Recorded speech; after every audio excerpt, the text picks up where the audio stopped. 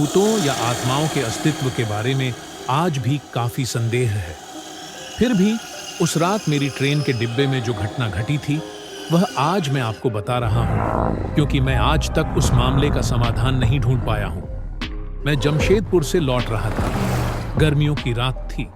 Rourkela Tata coach में पहले से ही एक ऐसी कूप मेरे और मेरे एक दोस्त के लिए आरक्षित था, लेकिन आखिरी पल में मेरा दोस्त नहीं आया। रात के 10 बजे खाना पीना करके मैं बर्थ पर लेटा हुआ था। कब सो गया और कितनी देर सोया मुझे नहीं पता। अचानक मेरी नींद खुल गई।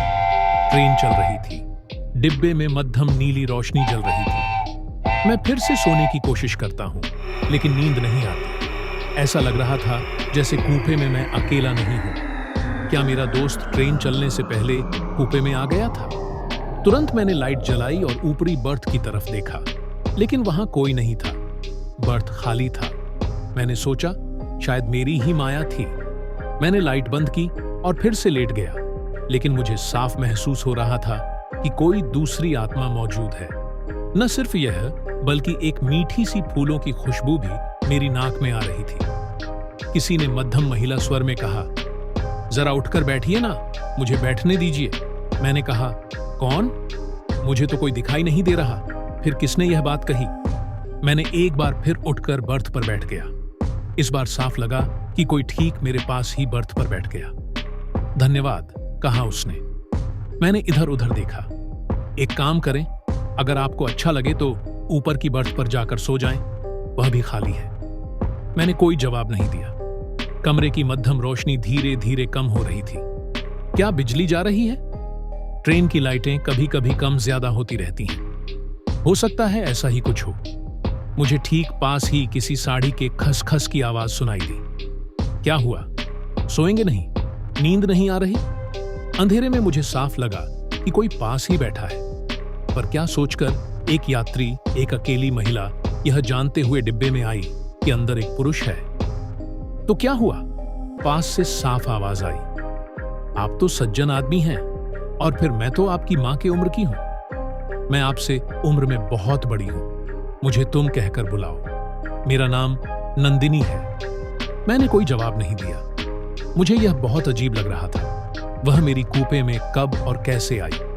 उसने कहा, मुझे सब लोग नहीं देख सकते, मैं उन्हें देखने नहीं देती। पर मैंने आपको क्यों देखा दिया? क्योंकि मैं आपको जानती हूं। मैंने आपकी कितनी सारी रचनाएं पढ़ी हैं, इसीलिए आपसे बात करने की इच्छा रोक नहीं पाई। क्या आप मेरे बारे में कहानी लिखेंगे? कहानी? हाँ, नंदिनी नाम की एक लड़की की कहानी। सुनेंगे मेरी कहानी? बोलिए। सुकृति चौधरी, जो अब एक इंजीनियर है, जब वह छात्र था तब से हमारी जान पहचान थी। उसने मुझसे शादी करने का वादा किया था। एक दिन उसने कहा कि उसे राउरकेला में नौकरी मिल गई है और वह वहां ज्वाइन करने गया। उसने कहा कि 2 महीने बाद लौटकर मुझसे शादी करेगा। क्या उसने शादी की? मैंने पूछा। नहीं, उसने नहीं की। 1 महीना, 2 महीना, 5 महीने बीत गए और उसका कोई अता पता नहीं था। मैं तब चिंतित हो गई, क्योंकि मैं मां बनने वाली थी। कोई रास्ता न देखकर मैं राउरकेला चली गई। क्या उसे ढूंढ लिया? हाँ, वह खुशी खुशी किसी और से शादी करके नौकरी कर रहा था। मैं बिना कुछ कहे वापस लौट आई। उस लड़की ने तो कोई गलती नहीं की थी। उसका घर क्यों तोड़ूं? वह भी मेरी तरह ही एक लड़की थी। मैं चुपचाप लौट आई। ऐसी ही एक शनिवार की रात थी। अब कहां जाऊं? घर पर भी मुझ पर शक होने लगा था। अचानक लड़की ने रोना शुरू कर दिया और कूपे का दरवाजा खोलकर बाहर चली गई। मैं भी उठ गया और हल्की रोशनी में देखा कि लड़की दरवाजा खोलकर बाहर चली गई। कहीं ऐसा न हो कि उसने चलती ट्रेन से छलांग लगा दी हो। खुला दरवाजा देखकर मैं बाहर अंधेरे में झांकने लगा। अचानक नंदिनी की आवाज कानों में सुनाई दी, जाइए, जाकर सो जाइए।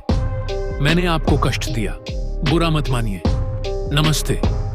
मुझे नहीं पता कि मैं कूपे में कब वापस आया और कब सो गया। जब मेरी नींद खुली, ट्रेन हावड़ा स्टेशन में प्रवेश कर रही थी।